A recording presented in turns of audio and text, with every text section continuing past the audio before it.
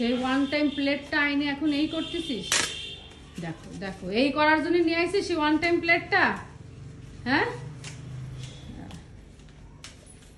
ওই আবার চুলায় যাচ্ছিস পুরাতি, দেখেছিস আমি কিরকম বলি, বুঝতে পারি আমি এইখান থেকে বুঝতে পারিছি যে তুই এই চুলায় এই পুরাতে। আর আমার দিকে সরে গেলি, যেই তুই চুলা জ্বালাইছিস আমি ওইখানে বার্গার রেডি করতেছি, আর আমি বুঝে ফেলাইছি তুই ওয়ান টাইম প্লেট পুরাচ্ছিস।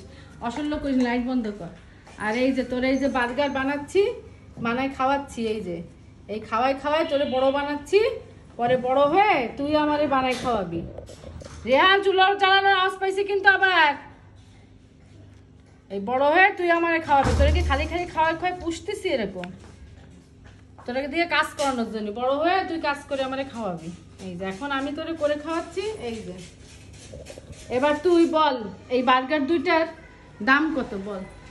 রেস্টুরেন্টে যদি তুই এরকম দুইটা বার্গার 200, মানে দুইটা না পার পিস? Per piece 200। আচ্ছা আমি বললাম পার পিস। ওগুলোর মধ্যে চিজ মিজ দেয়া থাকে, ন্যূনতম তোমারটা খালি আমার এইটাই তো আমার চিজ, সবজি দিছি, বিফ দিছি, বিফেরই যে দাম ন্যূনতম 300 টাকা করে বিফ বার্গার, চিজ বিফ আমি চিজ দিয়ে দিচ্ছি, আমি চিজ এখনই দিয়ে দিচ্ছি, অ্যাড করে দিচ্ছি, কিন্তু এটা 300 টাকা পার পিস। বেট নেক্সট দিন আমি রেস্টুরেন্টে যেয়ে তোর বিফ বার্গার অর্ডার করে দেখাবো কত চাই ওরা। তুমি দেখো ভিতরে কি কি দেয়া হলো।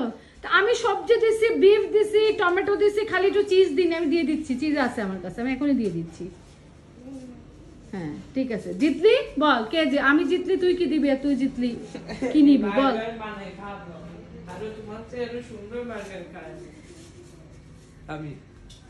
সে তো এমনিই খাওয়াবি, তোরা পুষে বললাম না বড় বানাচ্ছি, যে পরে সব কাজ তোরা দিয়ে করাবো, সব কাজ।